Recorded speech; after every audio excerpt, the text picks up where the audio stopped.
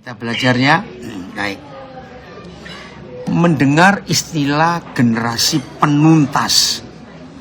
Wih, rasanya kayak apa begitu ya.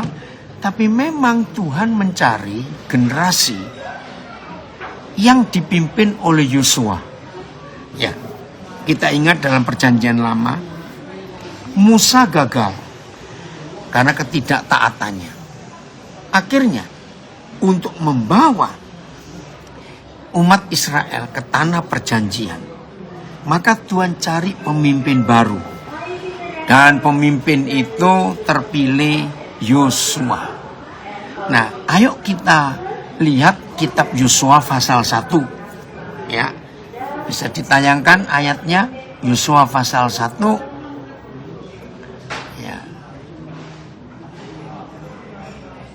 Wah, ini ada orang hebat dari Belanda, Bu Mimi. Mimi jangan lupa ya, besok ke tempatnya Cikin. Ada ayatnya enggak? Yosua 1. Ada yang bisa ditayangkan, Kevin? Yosua pasal 1. Supaya saya bisa ikut baca. Iya, di sini multimedianya apakah standby? Oh, Filipus, nah itu. Filipus jadikan co-host. Supaya dia bisa nayangkan Alkitab.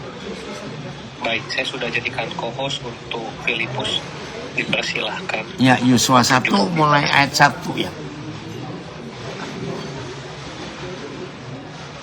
Ya, ntar baca sini aja. Ini ada Fani juga di sebelah Koden, Kevin. Iya, Shalom Fani. Hai. Mana Vel? Ada? Ini apa? Vel, bisa? Oke, sambil nunggu. Saya bisa. Saya baca dulu yang sudah dibuka oleh Fani ya. Sesudah Musa, hamba Yahweh itu mati, berfirmanlah Yahweh kepada Yosua bin Nun, abdi Musa itu, demikian. Ya. Hambaku Musa telah mati, sebab itu bersiaplah sekarang, seberangilah sungai Yordan ini, engkau dan seluruh bangsa ini, menuju negeri yang akan kuberikan kepada mereka, kepada orang Israel itu. Setiap tempat yang akan diinjak oleh telapak kakimu, kuberikan kepada kamu, seperti yang telah kujanjikan kepada Musa. Dari padang gurun dan gunung Libanon yang sebelah sana itu sampai ke sungai besar, yakni sungai Efrat, seluruh tanah orang Het sampai ke laut besar sebelah matahari terbenam, semuanya itu akan menjadi daerahmu. Seorang pun tidak akan dapat bertahan menghadapi engkau seumur hidupmu, seperti aku menyertai Musa, demikianlah aku akan menyertai engkau. Tidak akan membiarkan engkau dan tidak akan meninggalkan engkau. Nah, saudara, ayat 5 ini saya akan jadikan dasar yang kuat. Ternyata sebagai generasi penuntas, modal kita bukan gelar kita, modal kita bukan duit kita, modal kita bukan karena pengalaman kita, modal kita bukan karena kepintaran kita bicara, modal kita bukan penampilan kita. Tetapi lihat ayat 5 Yosua 1 ini, inilah jaminan dari Bapa di surga untuk membuat saudara dan saya menjadi generasi penuntas. Seorang pun tidak akan dapat bertahan menghadapi engkau seumur hidupmu. Wah, ini pembelaan yang luar biasa.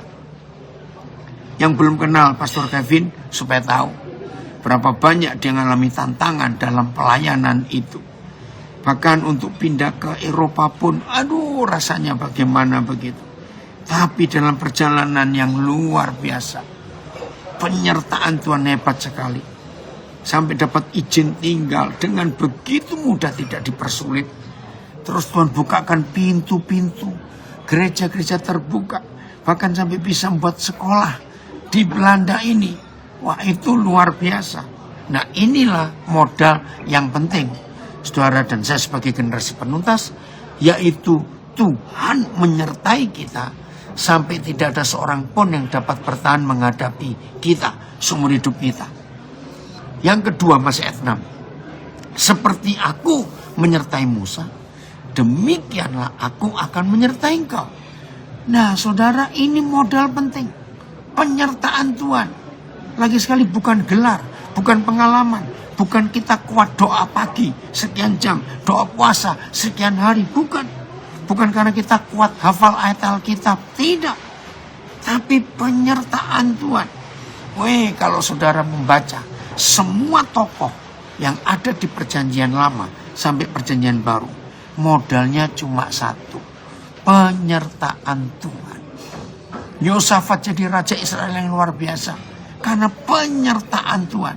Daud jadi berhasil karena Tuhan menyertai. Yusuf jadi orang sukses karena Tuhan menyertai. Semuanya karena penyertaan. Maka itu klimaksnya di perjanjian baru.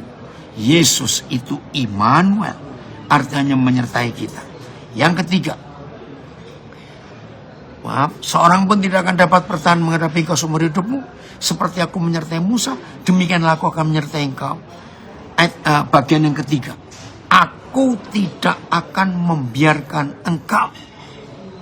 Saudara, ini jaminan yang luar biasa. Papa tidak akan membiarkan kita sendiri di tengah sulitnya tantangan yang kita hadapi. Terima kasih Bapa. Dia tidak akan membiarkan kita. Lalu yang terakhir di ayat 5 ini, dan tidak akan meninggalkan engkau. Wah, ini jaminan yang luar biasa. Nah, sebelum saya lanjut ke ayat yang ke-6, Vel bisa keluar nggak ayatnya, Vel? Filipus? Bisa, Pak. Mana? Kok nggak ada? Sudah keluar. Oh, ini dia, maaf Papa nggak lihat. Ya supaya Fani bisa ngeliat, maaf ya. Ayat yang ke-6. Nah, sebelum kita baca ayat yang ke-6, maaf, saya belum geser itu. Saudara, Yosua itu penuh ketakutan. Ya, kenapa dia penuh ketakutan? Karena itu ada ayat 6. Ya, saya baca dulu ayat 6 baru saya jelaskan. Kuatkan dan teguhkanlah hatimu, sebab engkaulah, saya ganti dengan tema kita, yang akan menjadi generasi penuntas bagi bangsa ini untuk memiliki negeri yang kujanjikan dengan bersumpah kepada nenek moyang mereka untuk diberikan kepada mereka. Ayat 7, hanya, gak ada yang lain, hanya kuatkan dan teguhkan hatimu dengan sungguh-sungguh. Nah, sekarang kita akan melihat mengapa Yahweh Bapa di surga memberikan 2 perintah kepada Yosua. Ayat 6, kuatkan dan teguhkanlah hatimu untuk memimpin bangsa ini. Ayat 7, diulangi lagi, kuatkan dan teguhkanlah hatimu dengan sungguh-sungguh. Saudara, mari kita lihat. Ya, sebelum bagi saudara yang belum pernah baca, bagaimana ketakutannya Yosua ini menjadi pemimpin generasi penuntas. Bayangkan, Musa yang sudah tua seperti itu bisa dikurang ajari, dimaki-maki oleh bangsa Israel. Ingat berapa peristiwa sebelum itu? Musa yang setua itu dikata-katai oleh orang Israel. Nah, saya pakai istilah orang Jakarta. Kira-kira kalau Yosua orang Jakarta, pasti ada kata keder. Aku tahu kata keder bagi orang Jakarta. Ya ampun, siapa aku? Yang setua Musa aja dikurang ajari, apalagi aku. Jadi ada banyak alasan Yosua menjadi generasi penuntas, memimpin generasi penuntas, karena fakta yang dihadapi di lapangan. Maka itu sampai 2 kali Bapa di surga berpesan kepada Yosua, hanya teguhkan dan kuatkanlah hatimu. Karena Yosua itu keder, saudara, menghadapi bangsa itu. Luar biasa, bukan? Nah, tapi ada syarat. Ada syarat untuk tetap kuat dan teguh di ayat 7. Ya, saya baca ayat 7. Hanya kuatkan dan teguhkan hatimu dengan sungguh-sungguh. Hanya ada satu cara tetap bisa seperti firman ini. Dengar, para pemimpin generasi penuntas, jangan dengar kata orang. Saya ulangi, jangan dengar kata orang. Kalau dengar kata orang, panggilan bisa buyar. Kalau dengar kata orang, maka kita akan down istilahnya. Udah nggak mau meneruskan. Yosua Tuhan minta dengan sungguh-sungguh. Lalu yang kedua di ayat 7, bertindaklah hati-hati sesuai dengan seluruh hukum yang telah diperintahkan kepadamu oleh hambaku Musa. Pegang ini. Nomor 1, sungguh-sungguh. Jangan goyah. Jangan goyah. Nomor 2, terima kasih Bapak. Ya, bertindaklah hati-hati sesuai dengan seluruh hukum yang telah diperintahkan kepadamu oleh hambaku Musa. Taati firman. Yang ketiga, jangan menyimpang ke kanan atau ke kiri. Kapan kita bisa nyimpang kanan atau kiri? Kalau dengar suara orang. Dari kuping kiri dengar kata-kata ini. Dari kuping kanan dengar kata-kata ini. Izinkan saya mengatakan kalimat ini. Hampir 90% kata-kata orang itu seringkali melemahkan, membuat kita patah semangat, membuat kita jadi nggak bergairah, membuat kita jadi ketakutan.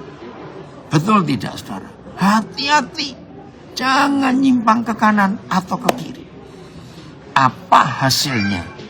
Kalau saudara dan saya tetap bersungguh hati, tidak goyah, lalu kita tidak mengabaikan firman yang tertulis. Dan kita tidak menyimpang ke kanan atau ke kiri. Lihat. Supaya engkau beruntung kemanapun engkau pergi. Ayat hanya jadilah kuat dan berani. Hati-hatilah bertindak sesuai dengan seluruh hukum yang hambaku Musa perintahkan kepadamu. Jangan menolak ke kanan atau ke kiri. Supaya kamu berhasil kemanapun kamu pergi. Ada TSI-nya enggak, Filipus? Ada TSI-nya ya, ini. Hanya pastikan kamu harus benar-benar tegar dan berani. Taatilah seluruh hukum Taurat yang sudah diberikan hambaku Musa kepadamu. Jangan menyimpang dari semua itu supaya engkau berhasil dalam segala langkahmu. Saya ulangi lagi, generasi penuntas tidak ditentukan oleh pengalamannya, usianya, gelarnya, posisinya, penampilannya. Enggak. Generasi penuntas hanya ditentukan oleh penyertaan Tuhan dalam hidupnya. Dan hidup kita selalu taat pada perintah Tuhan itu. Itulah yang Tuhan inginkan atas kita dalam kehidupan kita sebagai generasi penuntas. Masih lanjut. Ayat 8. Ayat 8. Betul, Boru Sinaga. Belajar taat lagi. Janganlah engkau lupa memperkatakan kitab Taurat ini. Tetapi renungkanlah itu siang dan malam. Supaya engkau bertindak hati-hati. Sesuai dengan segala yang tertulis di dalamnya. Sebab dengan demikian perjalananmu akan berhasil dan engkau akan beruntung. Ayat. Kitab Taurat ini tidak boleh jauh dari mulutmu. Tetapi kamu harus merenungkannya siang dan malam. Supaya kamu dapat sungguh-sungguh melakukan sesuai dengan semua yang tertulis di dalamnya. Dengan demikian kamu akan membuat jalanmu berhasil dan kamu akan beruntung. Maafkan saya untuk memberi contoh supaya ayat 8 ini gampang kita lakukan dalam hidup. Saya ada 2 contoh yang isinya sama. 1. Ayo kita jujur pada diri sendiri. Firman Tuhan atau firman teman atau firman tetangga yang lebih gampang dihafal. Mana jawabannya? Saya tunggu. Firman Tuhan atau firman tetangga atau firman teman yang lebih mudah, yang lebih gampang dihafal. Ayo, firman tetangga. Enggak kok Eka, papa seger sekali. Saudara lihat, kenapa firman teman, firman tetangga lebih gampang dihafal? Karena firman teman, firman tetangga itu direnungkan siang dan malam. Keren ya. Oh, dari Teminabuan, Sorong Selatan hadir juga. Karena manusia itu merenungkan firman orang, firman teman, firman tetangga siang dan malam. Begitu pula contoh kedua, maafin yang belum punya mertua belajar. Kenapa firman mama mertua lebih gampang dihafal daripada firman Tuhan? Karena mantu-mantu itu merenungkan firman mama mertua siang dan malam. Nah, setelah direnungkan siang dan malam, diperkatakan, diucapkan. Oke, saya beri contoh begini. Kalau kita disakiti seseorang lewat kata-katanya, lalu kita mikir, merenungkan, kenapa ya? Kok dia ngomong begitu? Salahku ini apa ya? Kenapa? Itu kan merenung artinya. Jadi diulang-ulang. Nah, begitu ketemu teman kita yang lain, kita pasti cerita, lu tahu nggak? Orang itu bisa ngomongin aku seperti ini. Diucapkan lagi kata-kata teman itu. 2 jam kemudian ketemu teman yang lain. Wajar nggak kalau kita cerita lagi? Seperti itu nggak? Itu dia. Jadi Yosua 1 ayat 8 ini bisa dipraktekkan secara hidup sehari-hari. Perkataan siapa yang jadi perenungan kita? Perkataan siapa yang sering kita ucapkan? Oke, saya beri contoh yang ketiga. Lihat aja, yang pernah ngalami nggak usah tersinggung, senyum-senyum saja. Semua orang muda, betul Guru Sinaga ngeri, semua orang muda pernah pacaran. Lihat faktanya. Waktu masih muda punya pacar, lebih gampang nurutin pacar atau nurutin mama? Ayo jawab. Waktu punya pacar, lebih gampang nurutin pacar atau nurutin orang tua? Nah, itu ada yang tertawa lagi itu. Fakta itu. Nah, jadi siapa yang mempengaruhi kita, yang jadi fokus di hidup kita, itu yang kita turuti. Bahkan orang yang sedang jatuh cinta, ada dari IKN ini ya, bahkan orang yang sedang jatuh cinta, saudara, sampai yang dengar itu bosan. Sebab orang yang sedang jatuh cinta itu ngomongin pacarnya. Ayo, pernah sampai enek gak? Saudara punya teman, tiap kali ketemu baru duduk belum 2 menit sudah ngomongin pacarnya. Wih, cerita yang macam-macam. Sebetulnya wajar, karena memang itu dicintai. Nah, seperti itu hidup kita. Kalau kita mencintai Tuhan Yesus, pasti kita cinta firman-Nya. Kalau kita cinta firman-Nya, pasti kita suka memperkatakan firman itu. Dan inilah hasil yang luar biasa. Ketika kita mencintai Tuhan, maka jadi perenungan buat kita. Ya, terima kasih Phil, ditayangkan lagi. Nah, ya, Filipus beri garis bawah. Sebab dengan demikian perjalananmu akan berhasil dan engkau akan beruntung. Ayat 9 dulu, Phil. Coba. Ayat 9. Ayat 9. Bukankah telah kuperintahkan kepadamu? Ini ketiga kali Yahweh ngomong kepada Yosua.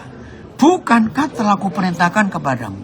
Kuatkan dan teguhkanlah hatimu. Janganlah kecut dan jangan tawar hati. Sebab Yahweh Tuhanmu menyertai engkau kemanapun engkau pergi. Ayat. Bukankah sudah kuperintahkan kepadamu? Jadilah kuat dan berani. Jangan takut atau gentar. Karena Yahweh Tuhanmu menyertai kemanapun kamu pergi. PIS. Ayo. Ingat. Aku sudah memerintahkan kepadamu. Supaya engkau sungguh-sungguh yakin dan berani. Janganlah engkau takut atau kurang bersemangat. Sebab aku Yahweh Tuhanmu mendampingi engkau kemana saja engkau pergi. TSI. Sekali lagi. Ini ketiga kali Tuhan ngomong. Tadi ayat 6. Kuatkan, teguhkan, jangan takut. Ayat 7, kuatkan teguhkan hatimu. Sekarang ayat 9, diulangi lagi. Ada tambah, jangan kecut hatimu. Ya, TSI. Sekali lagi, aku tegaskan. kamu harus kuat dan berani. Jangan takut ataupun patah semangat. Karena aku Yahweh Tuhanmu menyertai kemanapun kamu pergi. Saudara dengar. Bedanya dengan generasi biasa dengan generasi penuntas. Dengarkan. Bedanya generasi biasa dengan generasi penuntas. Jawaban ini ada di pertanyaan saya. Generasi biasa dengan generasi penuntas, tugasnya mana lebih berat? Ayo, tolong jawab. Antara generasi biasa dengan generasi penuntas, tugasnya mana yang lebih berat? Ayo nulis dong, saya tunggu. Ya. Generasi penuntas, betul Erik. Ya, betul generasi penuntas. Ya, Pastor Kevin. Iya. Stefani. Iya, generasi penuntas, betul. Wah, saya jawab semuanya. Karena generasi, makasih Filemon. Karena generasi penuntas ini tugasnya berat. Iya Bu Melati. Oh ya, ada yang kirim dari Lembang, FAYH-nya. Iya, maaf. Iya. Hendaklah engkau kuat dan perkasa, singkirkan ketakutan dan kebimbangan. Karena ingatlah, Yahweh Tuhanmu menyertai engkau kemanapun engkau pergi. Nah saudara, memang tugas generasi penuntas ini jauh lebih berat. Tapi ada jaminan dari Bapa di surga. Haleluya, ini jaminan yang luar biasa. Iya. Generasi penuntas dilimpahkan. Ntar ada komen bagus ini. Saya ingin baca. Generasi penuntas itu dapat. Tunggu mana ini kok nggak bisa. Generasi penuntas. Ya. Generasi penuntas dilimpahkan tugas-tugas yang belum tuntas di generasi sebelumnya. Ditambah tantangan di akhir zaman yang semakin gila. Terima kasih ya yang nulis itu. Nah inilah fakta. Generasi penuntas itu jauh lebih berat tugasnya. Nah saya ingin kembali sedikit aja ke ayat 8. Saudara, ada satu hal yang indah di hidup saya. Yang lain boleh ngikuti, ya boleh tidak juga. Hal yang indah begini. Setiap kali saya dapat pewahyuan dari Roh Kudus tentang kebenaran, saya nggak pernah cari, saya nggak pernah minta. Tapi Papa di surga tahu bahwa saya membutuhkan itu. Jadi setiap kali saya dapat pewahyuan dari kebenaran oleh Roh Kudus ini, tiba-tiba Roh Kudus memberi saya bukti ilmiahnya. Ngerti ya?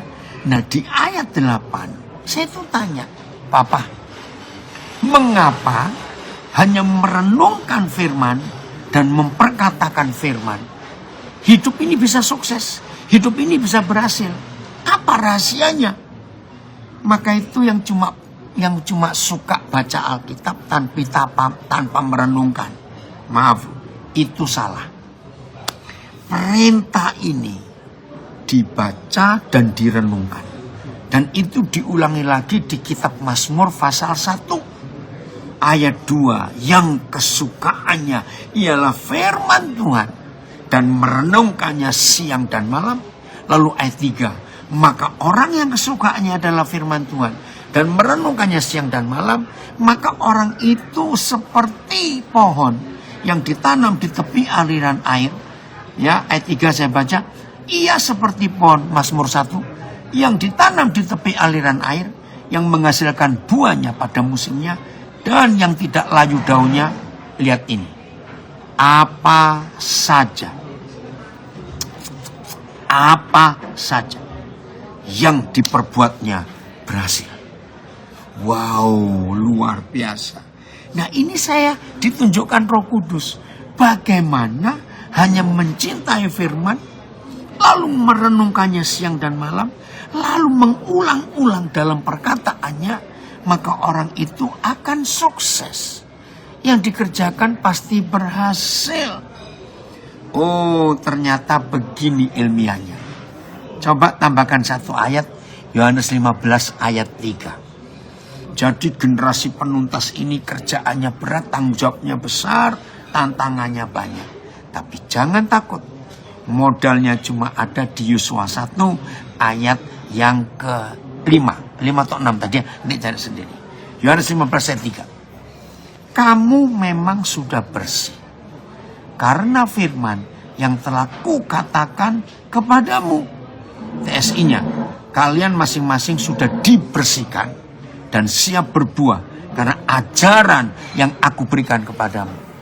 Saudara, Roh Kudus memberi saya pengetahuan ilmiah tentang konsep merenungkan firman, memperkatakan siang dan malam. Itu pasti berhasil hidup kita. Itu seperti sebuah memori ya dari komputer yang saudara punya. Misalnya, sekarang ini sudah tera ya. Nggak tahu, habis ini dari tera ada apa lagi lebih tinggi? Bukan lagi terabyte tuh sekarang. Sudah muncul satu lagi. Dari zaman Pentium 1, Pentium 2, terus maju lagi, sampai megabyte. Dari megabyte nggak cukup, sampai gigabyte. Ya berapa GB, dari gigabyte sekarang muncul terabyte. Setelah terabyte ada lagi nggak ya? Ada yang tahu nggak? Ada lagi nggak setelah terabyte? Nggak ada ya? Oh, petabyte. Wih, Jevin, terima kasih. Wih, peta tuh berapa gede lagi ya? Iya, exabyte. Oh, loh, sudah. Oke. Hai, sudah ketinggalan saya kalau begitu. Saya tanya kepada saudara. Memori yang saudara punya, itu sudah, apa tadi? Terabyte, sudah exabyte, sudah petabyte. Waduh, kita masuk era industri 4.0. Betul, wih, sudah jauh sekali. Maaf. Sedahsyat apa memori yang saudara punya dalam komputer saudara. Tapi kalau isinya spam, trash, sampah-sampah itu yang kotor-kotor itu, begitu hebatnya, ya, begitu hebatnya. Salah satu pilar teknologinya adalah artificial intelligence. Oke, terima kasih. Dengar ya. Saudara punya memori segede apa? Tapi kalau yang kamu simpan di memori itu yang sampah, yang kotor, pornografi, ya hal-hal yang lucu, yang tidak membangun, maaf. Maka memori segede itu nggak ada artinya. Nggak punya dampak di hidup orang itu. Ada dampaknya, dampak yang merusak. Bayangkan kalau di komputermu, maaf, isinya pornografi semua, isinya hal-hal yang sampah, hal-hal yang kotor. Aduh. Nah, kamu memang sudah bersih. Ini FIA-nya saya baca dari Lembang Kirim. Ia telah memelihara kalian serta membersihkan kalian dengan perintah-perintah yang telah kuberikan kepada kalian agar kalian lebih kuat dan lebih berguna. Terima kasih Uji untuk kirim FIYH ini. Ini dasar dari kekuatan firman. Menyucikan memori kita dari sampah-sampah, dari yang kotor-kotor. Nah sekarang bayangkan. Bagaimana seorang karyawan, saya bicara dari karyawan dulu. Bagaimana seorang pelajar, mahasiswa, yang memorinya itu bersih. Hanya hal-hal yang bermanfaat, hanya hal-hal yang berguna yang tersimpan di memorinya. Bukan spam, bukan trash, bukan yang jorok-jorok, yang kotor-kotor. Maka karyawan, student, mahasiswa itu akan fresh terus pikirannya. Segar terus jiwanya. Nah, orang yang seperti itu pasti produktivitasnya tinggi. Karena hatinya bersih, pikirannya bersih, segar terus tiap hari. Diberi beban yang banyak pun tidak stres. Sebab beban yang banyak kepada orang yang suka belajar, itu makanan yang lahap untuk dia. Untuk terus memperbarui, mengupgrade kapasitas hidupnya. Katakan amin, saudara. Jadi tanpa beban, maka orang itu tidak bisa mengupgrade memorinya. Karena mandek, macet, stagnan, stop di situ. Tapi orang yang suka belajar, akan mengupgrade terus. Bayangkan. Kalau saudara seorang dosen, seorang profesional, seorang pengusaha, seorang intelektual, dan saudara mengupgrade memorimu setiap hari dengan memperkatakan firman dan merenungkan firman yang membuat hidup ini bersih. Hei, dengar. Gak akan kita stuck. Gak akan kita mandek, macet, pola pikir kita tidak. Akan terus diperbarui. Itu dia. Dari Taiwan. Ni hao sakunang. Ya, itu hebatnya Roh Kudus yang memperbarui memori kita. Maaf ya, saya beri contoh langsung. Orang yang suka nyimpen kesalahan orang, ditumpuk terus di memorinya.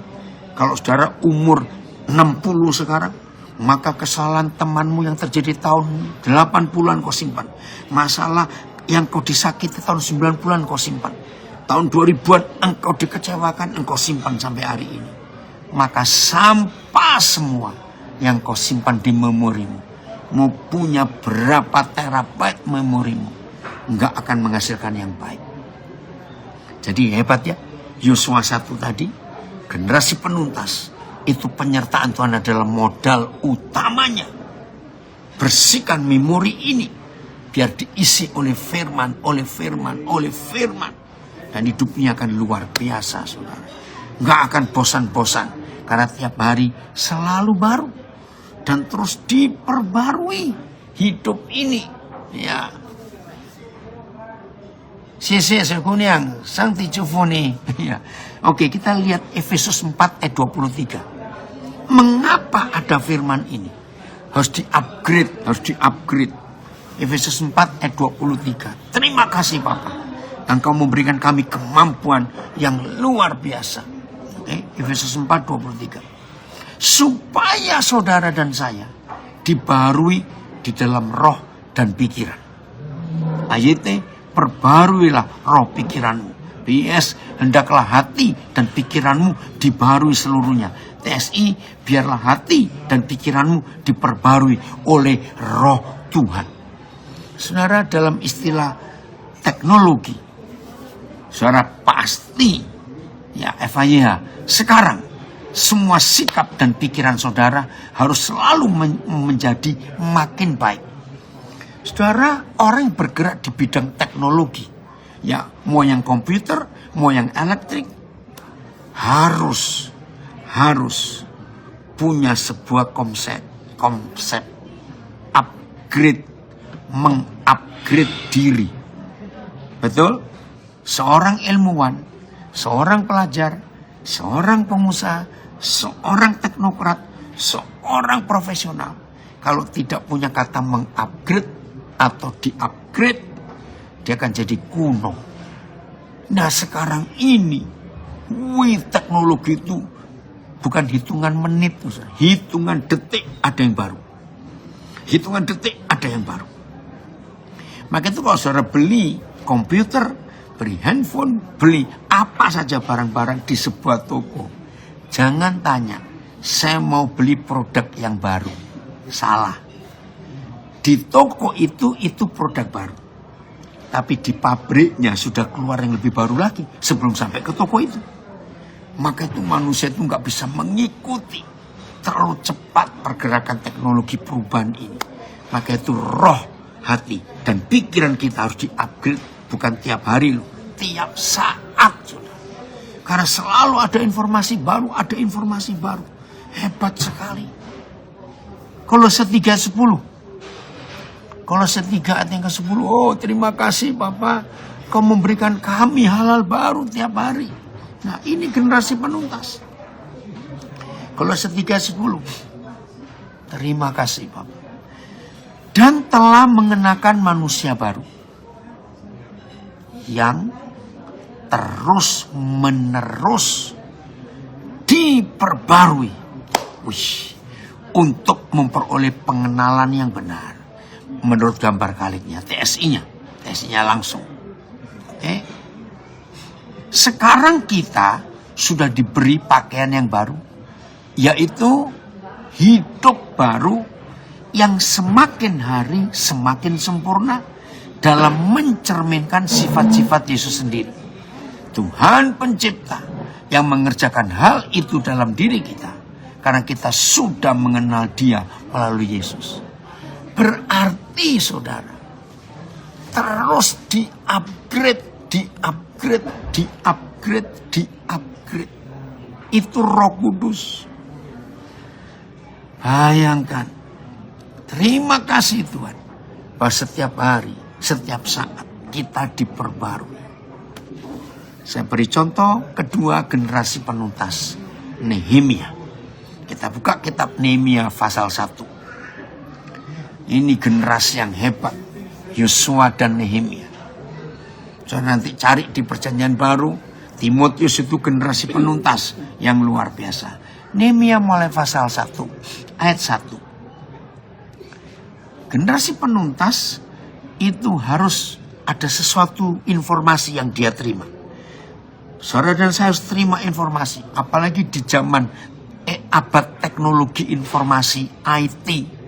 Wah, itu luar biasa. Tahun 2000. Saudara, ada seorang penulis di dunia namanya Alvin Toffler.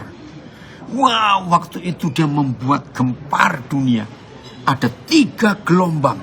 Yaitu tulisan Alvin Toffler. Tahun 2000, jadi 25 tahun yang lalu.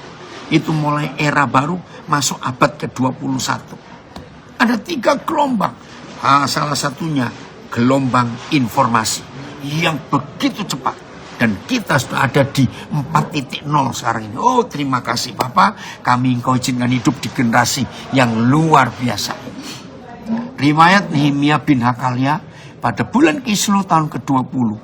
Ketika aku ada di Puri Susan. Ya, ini jadi juru minuman raja. Pegawai negeri kalau istilah sekarang ASN. Datanglah Hanani, salah seorang dari saudara-saudaraku, dan dengan beberapa orang dari Yehuda. Aku menanyakan mereka tentang orang-orang Yahudi yang terluput. Jadi Nehemia ini salah satu tawanan yang dibawa ke kerajaan. Siapa ini? Kok saya lupa ini kerajaan siapa? Ini zaman Nehemia. Oke. Saya lupa, nanti akan kebaca. Nah, ketika sudah sekian tahun Nehemia jadi pegawai negeri, dia masih gelisah mikirkan saudara-saudaranya di Yerusalem yang masih terluput itu. Ya, aku menanyakan mereka tentang orang-orang Yahudi yang terluput, ya, yang terhindar dari penawanan dan tentang Yerusalem. Lihat, ini informasinya. Kata mereka kepadaku, orang-orang yang masih tinggal di daerah sana, yang terhindar dari penawanan, ada dalam kesukaran besar. Aduh, dan dalam keadaan tercela. Tembok Yerusalem telah terbongkar dan pintu-pintu gerbangnya telah terbakar. Ini informasi. Saudara bayangkan, dalam hidup kita di era informasi begini, yang cuma ada di genggaman tangan kita, yaitu handphone, smartphone. Dalam sehari ada berapa ribu info yang masuk ke hidup kita. Dari yang paling bagus sampai yang paling jelek. Betul nggak? Maka itu ada orang-orang terikat dengan HP itu. Sampai nggak kerja, nggak apa, hati-hati bertobat. Nah, ini generasi kita, ini generasi informasi. Cepat sekali berita itu. Kejadian di Amerika dalam 1 detik sampai ke Indonesia. Bayangkan, itu informasi. Nah, belum selesai fail, lihat itu. Nah, ini dapat informasi. Lihat ayat yang keempat. Ketika ku dengar berita ini, duduklah aku menangis. Ya, Raja Artasasta. Terima kasih Pastor Kevin. Raja Artasasta. Ketika ku dengar berita ini, Duduklah aku menangis dan berkabung selama beberapa hari. Aku berpuasa, berdoa kehadirat Tuhan semesta langit. Maaf karena waktu, saya tidak akan baca doanya Nehemia, tapi nanti saudara baca. Ini doa yang luar biasa. Nah, generasi penuntas harus selalu melihat berita untuk generasinya dan berita untuk sekitarnya. Saya ulangi, generasi penuntas harus selalu mendengar berita. Maaf, ya, sabar ya. Ya, jadi generasi penuntas supaya bisa bekerja dengan baik harus tahu informasi. Berita apa sekarang ini? Bagaimana keadaan sekarang ini, harus tahu itu. Saudara, suatu hari Tuhan pun sedang mikirkan tentang keadaan Sodom dan Gomora. Maka Tuhan pun ngecek, betul nggak berita yang aku dengar dari orang-orang itu? Aku harus tahu. Coba kita tinggalkan dulu kitab Nehemia, kita buka Kejadian 18. Ayat yang ke-23. Kejadian 18 ayat 23. Maaf ya, ada anak kecil nangis, mana-mana nggak terganggu.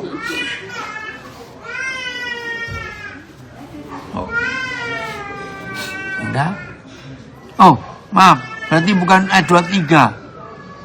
Ayat yang ke-20 atau 21 coba. Maaf, 21. Ya betul, 21. Ini kata Papa di surga. Mendengar berita pun harus dicek. Baiklah aku turun dari surga ya, untuk melihat. Oh ya udah, oke 20, makasih Phil. 20 ya, 20. Sesudah itu berfirmanlah Yahweh, sesungguhnya banyak keluh kesah orang tentang Sodom dan Gomora, dan sesungguhnya sangat berat dosanya. Ya, itu dia. Baiklah aku turun untuk melihat apakah benar-benar mereka telah berkelakuan seperti keluh kesah orang yang telah sampai kepadaku atau tidak. Aku hendak mengetahuinya. Nah, saudara bayangkan, kalau Papa di surga saja mendengar informasi, lalu dia bertindak, maka kita sebagai generasi penuntas harus tahu. Kita harus tahu bagaimana keadaan zaman sekarang ini. Baru di situ kita bisa bertindak sesuai dengan kebutuhan orang-orang di sekitar kita atau orang-orang yang Tuhan berikan beban kepada kita. Saya cuma bersaksi, tahun 89 bulan Agustus, saya nggak akan lupa. Tiba-tiba saya dapat buku yang sangat menantang. Waktu itu saya tinggal di Pasadena, California. From Jerusalem to Irian Jaya.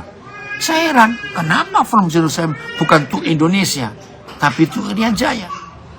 Setelah saya baca buku itu, tulisan Ruth Tucker, Ruth R-U-T-H, Tucker T-U-C-K-E-R. Begitu habis saya baca buku itu, Roh Kudus langsung berkata, Daniel kamu ke sana. Saya nggak pakai doa puasa, saya nggak pakai tarik konfirmasi, saya langsung berkata, kapan Papa?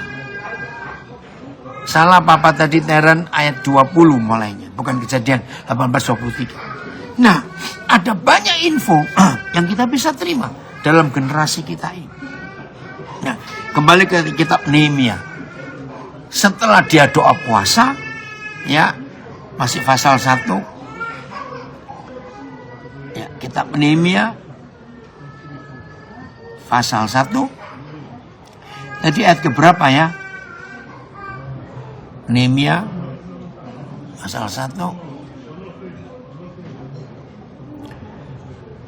Ayat berapa tadi? Ya, setelah doa puasa, saya nggak usah baca doanya. Terus turun lagi, Phil. Terus. Ya, ini doa pertobatan Nehemia. Dan ingat, dia tidak doa pribadi. Dia berdoa untuk bangsa yang hancur dan dipermalukan. Oke, Terus sampai terakhir ayat berapa, Fel?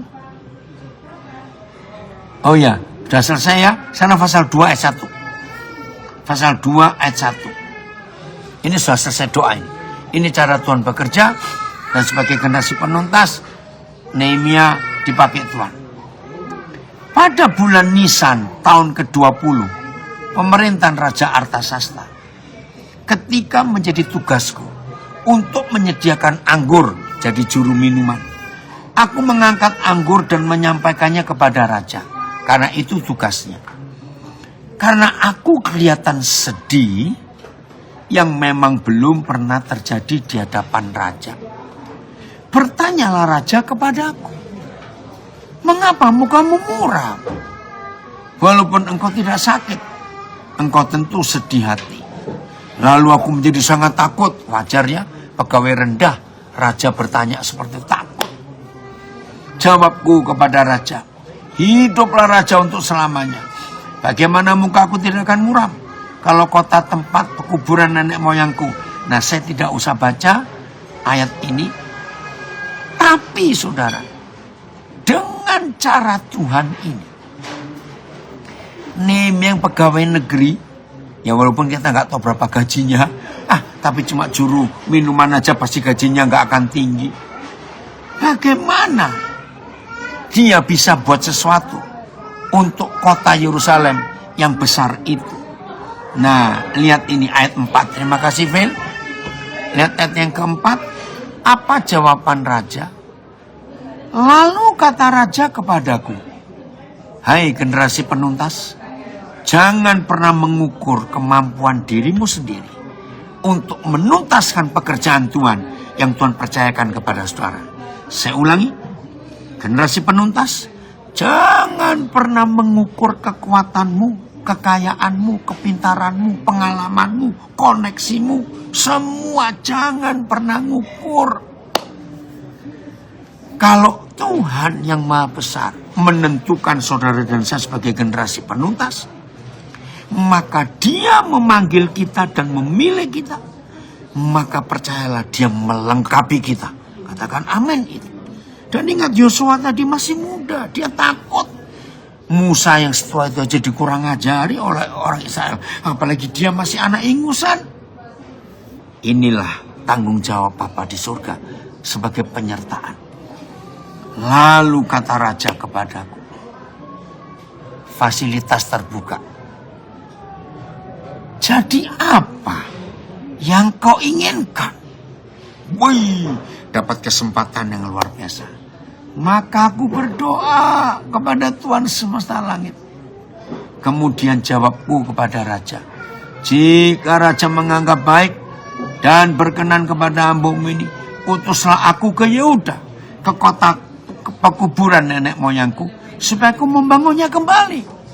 Saudara, kira-kira kalau pegawai negeri cuma juru minuman, bangun tembok Yerusalem yang hancur, pintu-pintu gerbang, pintu-pintu gerbang yang begitu kokoh, mau perlu uang berapa? Nehemia kerja berapa puluh tahun lagi. Inilah fasilitas yang Tuhan beri, maka itu jangan takut. Lalu bertanyalah raja kepadaku, sedang permaisuri duduk di sampingnya, berapa lama engkau dalam perjalanan? Dan bilakah engkau kembali? Bayangkan, gak pakai dirapatkan, Pak, cari penasihat raja, langsung ditawari kapan mau berangkat, kapan kamu mau balik. Dan raja berkenan mengutus aku sesudah aku menyebut suatu jangka waktu kepadanya. Nah, sampai kalimat ini saya menemukan sebuah konsep. Hei, anak-anak Tuhan, karyawan-karyawan, ASN pegawai negeri, inilah salah satu cuti terlama dari seorang pegawai negeri yang dia suruh menentukan, terserah kamu mau kapan balik. Dan ingat, tetap digaji, jangan lupa. Ini luar biasa. Haleluya. Ini generasi penuntas harus tahu, saudara. Saya ringkas ya, nanti baca sendiri. Saudara tahu nggak, kalau saudara baca pasal 2 ini, hebat. Nehemia tidak hanya disuruh pulang, kembali ke Yerusalem dengan tangan kosong. Ternyata Raja Artasasta memberikan surat jalan, baca nanti. Dan di dalam surat jalan dari kerajaan itu, setiap kali Nehemia melewati sebuah daerah kabupaten atau negara lain yang dibawa penjajahan Artasasta, surat itu harus diberikan, kalau sekarang paspor, ya, kepada pemerintah setempat. Dan di dalam surat itu, raja memberi perintah kepada semua bupati, kepada semua kerajaan yang dilewati, beri sumbangan untuk Nehemia, untuk membangun tembok itu. Wih, ini luar biasa. Maka itu hamba-hamba Tuhan generasi penuntas yang masih sibuk fasilitas uang. Saya nggak bisa kemana-mana ini, motor aja nggak punya. Jangan tergantung motor kamu pelayanan, jalan kaki. Seperti Paulus zaman dulu, seperti Yesus zaman dulu. Jadi kalau belum ada fasilitas, jangan ngambek. Terus ngancam Tuhan lagi, Tuhan kalau Tuhan nggak beri fasilitas saya nggak pergi. Tuhan akan jawab, ya sesukamu, aku cari orang lain. Sombong kali lu, maaf. Saudara, ini luar biasa. Diberi fasilitas yang nggak main-main. Pasal 2, coba perikop kedua. Ini setelah Nehemia sampai. FAYH ya, pasal 2 ayat 8. Juga buatkan surat untuk Asaf, pengawas hutan raja, agar hamba diberi kayu untuk balok-balok dan luar biasa pokoknya. Dan raja mengabulkan permintaan itu karena tangan Tuanku yang murah melindungi aku. Pasal 8 itu, haleluya. Jadi generasi penuntas, ayo. Ini anak saya ASN dari Kutai Barat. Nehemia tokoh favorit ASN yang menginspirasi saya untuk bangun kesejahteraan masyarakat Long Apari, bangun budidaya kopi dan kakao. Hebat Eka, maju terus. Itu ya. Nah, lihat ini pasal 2 ayat 11. Judulnya menarik. Tekad untuk membangun kembali tembok Yerusalem. Maka tibalah aku di Yerusalem, sesudah 3 hari aku di sana. Bangunlah aku pada malam hari. Ya, saudara, ayo kita bongkar. 3 hari di Yerusalem. Kita nggak tahu perjalanannya berapa lama. Nah, nggak ditulis apa yang Nehemia buat selama 3 hari itu. Tapi saya tahu. Nah, saya belajar leadership. Maaf, bukan dari buku-buku sekuler. Saya belajar leadership dari Alkitab. Tentang Nehemia saya belajar. Esra saya belajar. Yosua, Musa, ya, Petrus, Abraham. Itu banyak prinsip-prinsip kepemimpinan. Nah, salah satu contoh Nehemia ini. Saya ketemu jawabannya. Sesudah 3 hari. Jawabannya begini. Ternyata 3 hari Nehemia itu hanya merenung, mendata, mencari info, memetakan bagaimana luasnya tembok itu, tebalnya berapa. Itu 3 hari. Setelah hari keempat, dia baru keluar. Ya, bangunlah aku pada malam hari bersama-sama beberapa orang saja yang menyertai aku. Generasi penuntas, jangan terlalu cerewet, terlalu ceroboh, memberitakan kemana-mana padahal belum ada hasilnya. Lihat Nehemia. Aku tidak beritahukan kepada siapapun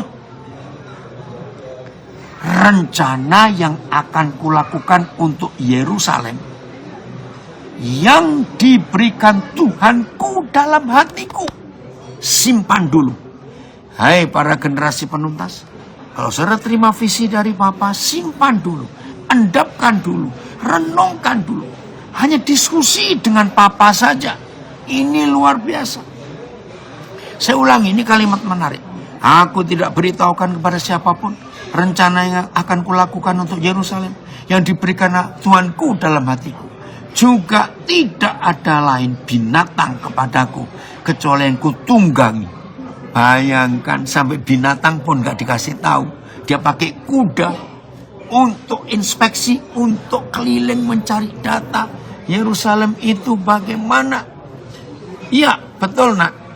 Papa juga menyontoh Yusuf untuk leadership dalam hidup ini. Ini luar biasa.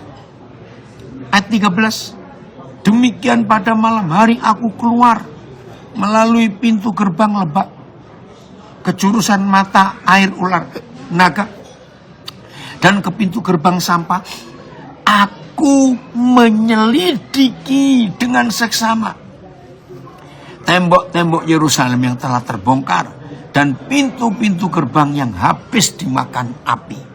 Masih diam ini.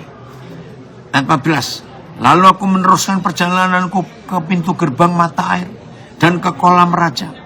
Karena binatang yang kutunggangi tidak dapat lalu di tempat itu. Pasti banyak reruntuhan batu-batu. Jadi kuda pun gak bisa lewat. Aku naik ke atas melalui wadi sumber air pada malam hari. Saudara perhatikan, selalu pada malam hari. Kenapa? Supaya orang gak curiga. Kalau siang hari banyak orang, ngapain kamu? Ya, berkali-kali malam hari. Dan menyelidiki, perhatikan kata menyelidiki, dengan seksama tembok itu. Kemudian aku kembali, lalu masuk melalui pintu gerbang lebak. Demikianlah aku pulang. Para penguasa tidak tahu kemana aku telah pergi dan apa yang telah kulakukan. Karena sampai kini aku belum memberitahukan apa-apa kepada orang Yahudi, baik kepada para imam maupun kepada para pemuka, kepada para penguasa dan pada para petugas lainnya. Luar biasa.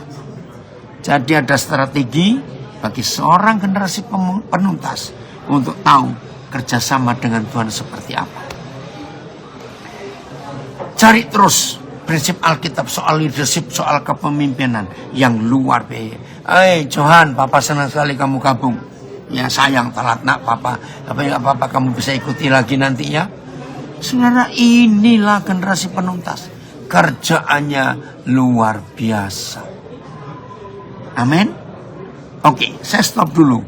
Kevin gimana? Ada yang mau tanya atau bagaimana sebelum saya selesaikan? Boleh dilanjutkan, Oden? Ya, mungkin ada pertanyaan dulu dari peserta. Silakan, ayo. Silakan. 1-2 orang. Woi, dari Sydney, rajin juga. Jam berapa ini? Sydney tetap ikut.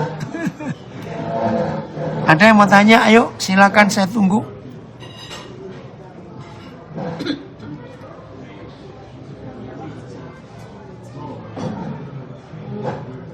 Halo, kok diam? Yang dari Instagram, dari Facebook, silakan kalau mau.